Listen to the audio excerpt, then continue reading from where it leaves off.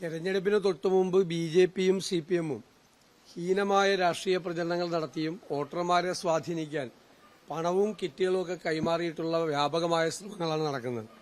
അതിന്റെ ഭാഗമായിട്ടാണ് പാലക്കാട് ബി.ജെ.പി സ്ഥാനാർത്ഥി അവരുടെ പ്രവർത്തകർ സ്ഥാനാർത്ഥിയുടെ സാന്നിധ്യത്തിൽ തന്നെ പണം വിതരണം ചെയ്യുന്ന വീഡിയോ കോൺഗ്രസ് പിടിച്ചെടുത്ത് അത് പബ്ലിഷ് ചെയ്തത്. അപ്പോൾ ഇന്നലെ മുഴുവൻ എല്ലാവർക്കും ഏറ്റവും പാവപ്പെട്ടവരുടെ വീടുകളിൽ കൊണ്ടുപോയി പണം കൊടുക്കുകയും അവർക്ക് സാരികൾ വിതരണം ചെയ്യുകയും ചെയ്യാണ്. ബി.ജെ.പി വ്യാപകമായി സംസ്ഥാനത്തുടനീളം ഈ തമിഴ്നാട്ടിലൊക്കെ ചെയ്യുന്നത് പോലെ സാരി വിതരണം ചെയ്യുകയും പണം കൊടുക്കുകയും ചെയ്യാണ്. കേരളത്തിലെ രാഷ്ട്രീയത്തിൽ അങ്ങനെ ഒരു ശീലം ഇല്ലാത്തതാണ്. പുതിയ ശീലത്തിലാണ് ബി.ജെ.പി തുടക്കം കുറിച്ചിരിക്കുന്നത്. ഈ പുതിയൊരു രാഷ്ട്രീയ ശീലത്തിലാണ്. ഒരു കാരണവശാലും തെരഞ്ഞെടുപ്പ് കാലത്ത് ഇങ്ങനെ ചെയ്യാറില്ല. അത് വ്യാപകമായിട്ട് ബി.ജെ.പി സംസ്ഥാനത്തുടനീളം കോടിക്കണക്കിന് രൂപ ചെലവഴിച്ചുകൊണ്ട് ചെയ്യാണ്. അതേസമയം സി.പി.എം അതിന് പകരമായിട്ട് ഹീനമായ രാഷ്ട്രീയ പ്രചരണങ്ങൾ അവസാന നിമിഷം ഒന്നും പബ്ലിഷ് ചെയ്യാൻ പാടില്ലാത്ത സമയത്ത് പബ്ലിഷ് ചെയ്തിറക്കിയാണ്. ഇന്നലെ അടൂരിലെ സ്ഥാനാർത്ഥി ശാന്തകുമാറിനെതിരായിട്ട് അദ്ദേഹം കൊലക്കേസിലെ പ്രതിയാണ് എന്ന് പറഞ്ഞുള്ള വ്യാപകമായി പ്രിന്റ് ചെയ്ത മെറ്റീരിയൽസ് പബ്ലിഷ് ചെയ്തു. വ്യാപകമായി ഒരു കൊലക്കേസിലും പ്രതിയല്ല. ഒരു തരത്തിലുള്ള അത്തരം കേസുകൾ അദ്ദേഹത്തിന്റെ പുറത്തില്ല. അദ്ദേഹം ഒന്ന് പൊട്ടിക്കരഞ്ഞുകൊണ്ടാണ് മാധ്യമപ്രവർത്തകരെ കണ്ടത്.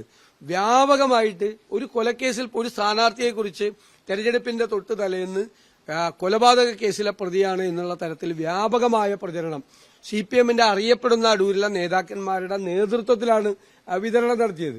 ഇന്നിപ്പോ പബ്ലിഷ് ചെയ്യാൻ പാടില്ല ഒന്നും. ഇന്നിപ്പോ എനിക്കെതിരായിട്ട് വ്യാപകമായിട്ട് ഉള്ള പ്രചരണങ്ങൾ നടത്തിക്കൊണ്ടിരിക്കുകയാണ്. പബ്ലിഷ് ചെയ്ത് കയ്പ മണ്ഡലത്തിലെ, അതായത് പറവൂരിലെ LDF മണ്ഡലം കമ്മിറ്റിയല്ല, എന്റെ LDFന്റെ എതിർ സ്ഥാനാർത്ഥി അദ്ദേഹം നേരത്തെ MLA ആയിരുന്ന സ്ഥലത്തെ കമ്മിറ്റിയുടെ പേരിലുള്ള ഒരു നോട്ടീസ് അടിച്ചിട്ടാണ് ഇന്ന് വ്യാപകമായി വിതരണം നടന്നത്. പച്ചക്കള്ളമാണ് പറഞ്ഞുകൊണ്ടിരിക്കുന്നത്. LDF ഇവിടെ നടത്തിയ പ്രചരണം അത് 20 കൊല്ലം മുമ്പുള്ള എന്റെ ആശുപത്രിയുടെ പടം ഇട്ടിട്ട് ആണ് ഇവിടെ പത്രം ഇറക്കിയത്. 20 കൊല്ലം മുമ്പുള്ള ഒരു ആശുപത്രി, മനസ്സിലായില്ലേ? ആ ആശുപത്രി അവിടെ 52,000 സ്ക്വയർ ഫീറ്റ് കെട്ടിടം പണിതാണ്. ഒന്നും പണിതില്ല എന്ന് പറഞ്ഞുകൊണ്ട് പ്രചരണം നടത്തുകയാണ്. 18,000 സ്ക്വയർ ഫീറ്റ് കെട്ടിടത്തിന്റെ പണി ചെയ്യാനുള്ള പൈസയും കൊടുത്തിട്ടുണ്ട്. അത് പൂർത്തിയായ 70,000 സ്ക്വയർ ഫീറ്റ് ആകും. കേരളത്തിലെ തന്നെ ഏറ്റവും കൂടുതൽ ബിൽഡിംഗ് ഉള്ള എല്ലാ സൗകര്യങ്ങളുള്ള ഏറ്റവും പ്രധാനപ്പെട്ട 3-4 ആശുപത്രികളിൽ ഒന്നാവും. എന്നിട്ട് തെറ്റായ പ്രചരണമാണ്. കഴിഞ്ഞ 2018 ഫ്ലഡിന്റെ കാലത്ത് ഉണ്ടായിരുന്ന KSRTC സ്റ്റാൻഡിൽ വെള്ളം നിറഞ്ഞു കിടക്കുന്ന പടമാണ്. ഫ്ലഡിൽ വെള്ളം കയറാത്തത് എവിടെയാണെന്ന്, വെള്ളപ്പൊക്കത്തിൽ വെള്ളം കയറാത്ത സ്ഥലം എവിടെയാണ് പറവൂര്, അത് കാണിച്ചു കൊടുത്തിട്ട് ഇതാണ് KSRTC സ്റ്റാൻഡ് എന്ന് പ്രചരണം നടത്തുക. നിങ്ങൾ പോകുന്ന വഴിക്ക് ആ KSRTC സ്റ്റാൻഡ് ഒന്ന് കയറി നോക്ക്. ആ KSRTC സ്റ്റാൻഡിൽ ഒന്നുമില്ല. ഇങ്ങനെ ഈ തെറ്റായ പ്രചരണങ്ങൾ നടത്തി വോട്ടുകൾ മറിക്കാൻ വേണ്ടിയിട്ടുള്ള വ്യാപകമായ അവസാന നിമിഷം ഇതൊന്നും ജനങ്ങൾ ഇതിലൊന്നും നിൽക്കില്ല.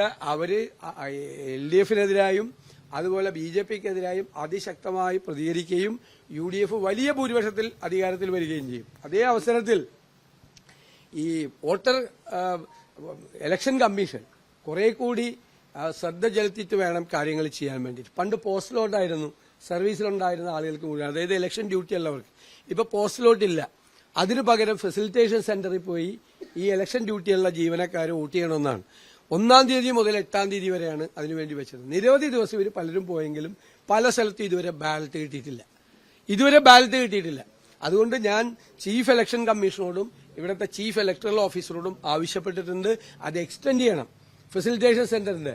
ഇല്ലെങ്കിൽ ഒരുപാട് ആളുകൾക്ക്, ജീവനക്കാർക്ക്, അധ്യാപകർക്ക്, ഉദ്യോഗസ്ഥർക്ക്, പലർക്കും അവർക്ക് വോട്ട് ചെയ്യാൻ കഴിയാത്ത ഒരവസ്ഥയുണ്ടാവും. ആദ്യമായിട്ടാണ് എന്റെ രാഷ്ട്രീയ ജീവിതത്തിലെ ആദ്യ അനുഭവമാണ്. പണ്ട് പോസ്റ്റലോട്ടാണ് കൃത്യമായിട്ട് അവർക്ക് ഇഷ്ടമുള്ള വോട്ട് ചെയ്ത് അവർക്ക് കൊടുക്കുക. ഇപ്പൊ ഫെസിലിറ്റേഷൻ സെന്ററിൽ പോയി വോട്ട് ചെയ്യണം എന്ന് പറഞ്ഞിട്ട് അവിടെ ചെല്ലുമ്പോൾ ബാലറ്റ് ഇല്ല. ബാലറ്റ് പോലും അടിക്കാതെ എന്ത് തെരഞ്ഞെടുപ്പാണ് തെരഞ്ഞെടുപ്പ് കമ്മീഷൻ നടത്തുന്നത്? ബാലറ്റ് പോലും അടിച്ച് കൃത്യമായിട്ട് സർവീസുള്ള ഇതിന്റെ ചാർജുള്ള ഇലക്ഷൻ ഡ്യൂട്ടിയുള്ള ആളുകൾക്ക് പോലും ബാലറ്റ് കൊടുക്കാൻ പറ്റാത്ത എന്ത് തെരഞ്ഞെടുപ്പ് പ്രവർത്തനമാണ് ഇവർ നടത്തുന്നത്? അതുകൊണ്ട് എല്ലാ ഈ ഡ്യൂട്ടിയുള്ള ഇലക്ഷൻ ഡ്യൂട്ടിയുള്ള മുഴുവൻ ഉദ്യോഗസ്ഥന്മാർക്കും അത് ബാലറ്റ് അവരുടെ കയ്യിൽ കിട്ടിയെന്ന് ഉറപ്പുവരുത്തുകയും അതിനുള്ള സമയം അവർക്ക് അനുവദിക്കുകയും ചെയ്യണമെന്ന് കൂടി ശക്തിയായി ആവശ്യപ്പെടുന്നു. ഈ പാലക്കാട് സ്ഥാനാർത്ഥി അയോഗ്യയാക്കണമെന്നുള്ളത് തീർച്ചയായിട്ടും ഞങ്ങളത് അതിന്റെ അകത്ത് ലീഗലായിട്ടുള്ള നടപടികൾ സ്വീകരിക്കും, നിയമപരമായ നടപടികളെല്ലാം സ്വീകരിക്കും. ഞാൻ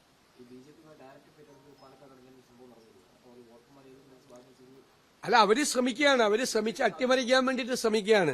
തെരഞ്ഞെടുപ്പ് ഫലം അട്ടിമറിക്കാൻ വേണ്ടിയിട്ട് പണം കൊടുത്തും സാരി കൊടുത്തും സ്വാധീനിക്കാൻ വേണ്ടി ശ്രമിക്കുകയാണ്. അതിനേക്ക് മറികടന്നും അവിടെ UDF സ്ഥാനാർത്ഥി രമേശ് പിഷാരടി ജയിക്കും. പക്ഷെ ഇവരിതാണ് ചെയ്യുന്നത്. BJP രാജ്യം ഭരിക്കുന്ന പാർട്ടി ചെയ്യുന്നത് കോടിക്കണക്കിന് രൂപ കൊണ്ടുവന്നിട്ട് ഈ പരിപാടിയാണ് ചെയ്യുന്നത്. അതുണ്ടായിരുന്നു നേരത്തെ മണലൂര് നിയോജകമണ്ഡലത്തിൽ ശ്രീ പ്രതാപൻ മത്സരിക്കുന്ന നിയോജകമണ്ഡലത്തിൽ കിറ്റുകൾ കൊടുക്കാനുള്ള പരിപാടി ഉണ്ടായിരുന്നു. പല സ്ഥലത്തും കിറ്റുകൾ കൊടുത്തിട്ടുണ്ട്, സാരി കൊടുത്തിട്ടുണ്ട്. ഇന്നലെ കലാശക്കൊട്ട് നടക്കുന്നതിനിടയിൽ സാരിയുടെ എല്ലാ പ്രവർത്തകരും കലാശക്കൊട്ടിൽ കേന്ദ്രീകരിക്കുന്ന സമയത്താണ് ഇവർ പോയി സാരി വിതരണം നടത്തുന്നത്. ഇപ്പൊ പ്രവർത്തകരുണ്ടാവില്ല സ്ഥലത്ത്, ആ സമയത്താണ് ഇവർ കൊടുക്കുന്നത്.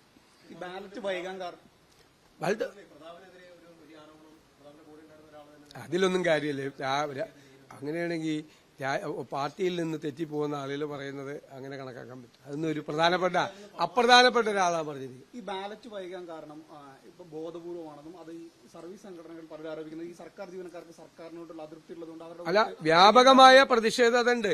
സർക്കാരിന്റെ താല്പര്യങ്ങൾക്ക് അത് കൂട്ടുനിൽക്കരുത് ഇലക്ഷൻ കമ്മീഷൻ. കാരണം ജീവനക്കാരുടെ ഇടയിൽ അതിശക്തമായ പ്രതിഷേധം സർക്കാരിനെതിരെയുണ്ട്. നിങ്ങൾ കണ്ടല്ലോ, 49 വോട്ടിന് സൊസൈറ്റി പിടിച്ച സെക്രട്ടേറിയറ്റിൽ ഇപ്രാവശ്യം ജയിച്ച വോട്ടിന്റെ ഭൂരിപക്ഷം കണ്ടില്ലേ? അതായത് LDFിലെ ജീവനക്കാർ വരെ UDFിന്റെ സംഘടനയ്ക്ക് വോട്ട് ചെയ്ത്, സൊസൈറ്റിയിലേക്ക് വോട്ട് ചെയ്ത് വലിയ തോതിൽ നൂറുകണക്കിന് ആളുകൾ. മാത്രമല്ല അവരുടെ റൈറ്റ് അല്ലേ, അല്ല അവരുടെ റൈറ്റ് അല്ലേ. ഞാൻ ചോദിക്കുന്നത് ഇതൊരു പ്രധാനപ്പെട്ട കാര്യമല്ലേ. നിങ്ങൾ പറയുന്നത് അവരുടെ റൈറ്റ് അല്ലേ, വോട്ട് ചെയ്യാനുള്ള അവരുടെ റൈറ്റ് അല്ലേ. ആ റൈറ്റ് എങ്ങനെ നിഷേധിക്കണം? എനിക്ക് വോട്ട് ചെയ്യാനുള്ള റൈറ്റ് നിഷേധിക്കാൻ പറ്റുമോ? എന്റെ റൈറ്റ് അല്ലേ, എന്റെ അവകാശമല്ലേ. ഇലക്ഷൻ ഡ്യൂട്ടി ഉണ്ട് എന്നുള്ളത് കൊണ്ട് എത്ര പ്രാവശ്യം പോകും എറണാകുളത്ത് ഫെസിലിറ്റേഷൻ സെന്ററിൽ? ഇപ്പൊ എന്റെ ഇവിടെയുള്ള ആളുകൾക്ക് ഡ്യൂട്ടി വൈപ്പിനിലുണ്ട്. വൈപ്പിനിൽ ഇത് പോണെങ്കിൽ ഫോർട്ട് കൊച്ചിയിലാണ് ഫെസിലിറ്റേഷൻ സെന്റർ.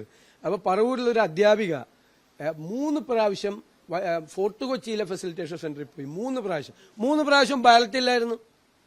അപ്പൊ എല്ലാവരും പോവും. അങ്ങനെ എല്ലാവരും പലരും പോകണ്ടെന്ന് വിചാരിക്കും. അതല്ല, എന്താണെന്ന് അന്വേഷിക്കണം. ഇലക്ഷൻ കമ്മീഷനല്ലേ അതിന്റെ ഉത്തരവാദിത്തം. നമ്മൾ സർവീസ് സംഘടനകളെ പറയേണ്ട കാര്യമില്ലല്ലോ. Election commission ഉത്തരവാദിത്തമുണ്ട്.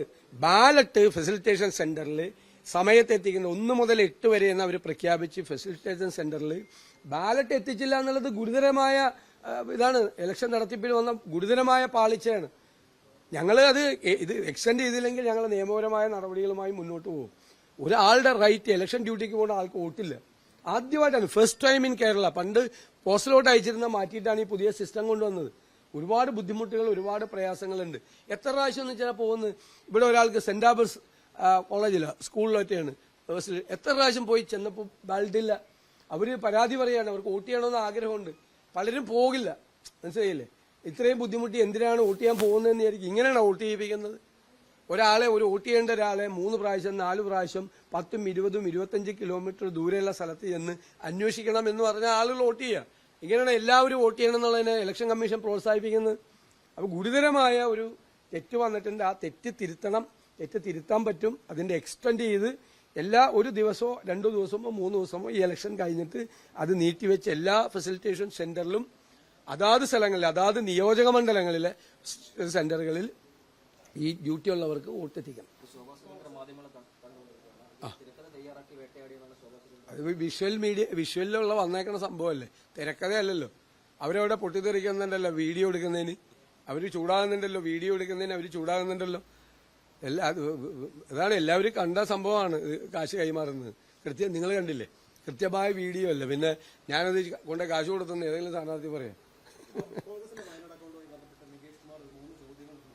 നികേഷ് കുമാറിന് ചോദിച്ചതിന് ഉത്തരം പറയണത് AKG സെന്ററിലെ വല്ല പ്യൂണിനോട് ചോദിക്കാൻ പറ, അല്ലെങ്കിൽ അവിടെയുള്ള അറ്റൻഡറോട് ചോദിക്കാൻ പറ. ഞാനൊന്നും അല്ലല്ലോ നികേഷ് കുമാറിന് മറുപടി പറയണം. നികേഷ് കുമാർ ആരാണെന്ന് എനിക്ക് മനസ്സിലായില്ല. നികേഷ് കുമാർ ആരാണ് എന്നോട് ചോദ്യം ചോദിക്കുക? നികേഷ് കുമാർ ആയിട്ടില്ല എന്നോട് ചോദ്യം ചോദിക്കുക. അദ്ദേഹം ആരാണ്? CPMന്റെ ആരാണ്? CPMന്റെ ഒരു സംസ്ഥാന കമ്മിറ്റി അംഗം, ഇവിടുത്തെ ജില്ലാ സെക്രട്ടറി പറഞ്ഞാൽ ഞാൻ മറുപടി പറയാം. നികേഷ് കുമാർ ആരാണ് എന്നോട് ചോദ്യം ചോദിക്കുക?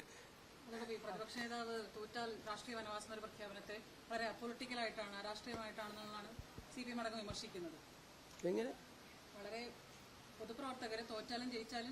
പൊതുപ്രവർത്തകർ തോക്കണ കാര്യമല്ലേ, ഞാൻ തോക്കണ ജയിക്കണ കാര്യമല്ല ഞാൻ പറഞ്ഞത്. എന്നോടുള്ളൊരു ചോദ്യമാണ്, വെല്ലുവിളി നിറഞ്ഞൊരു ചോദ്യമാണ്. UDF തോറ്റാൽ താങ്കൾ രാഷ്ട്രീയ വനവാസത്തിന് പോകുമെന്ന്. ഞാൻ പറയുന്നത് സാങ്കല്പിക ചോദ്യമാണ്.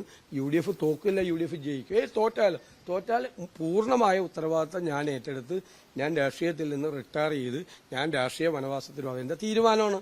ഞാൻ ചെയ്യും. അത് നിങ്ങൾക്കറിയാലോ ഞാൻ ചെയ്യുമെന്ന്. എന്റെ വാക്ക് എല്ലാവരുടെ വാക്ക് പോലെ അല്ലല്ലോ. വാക്ക് പറഞ്ഞാൽ വാക്കാണ്. പക്ഷെ എനിക്ക് ആത്മവിശ്വാസമുണ്ട്, കോൺഫിഡൻസ് ഉണ്ട്. UDF 100-ലധികം സീറ്റുമായി അധികാരത്തിലേക്ക് വരും.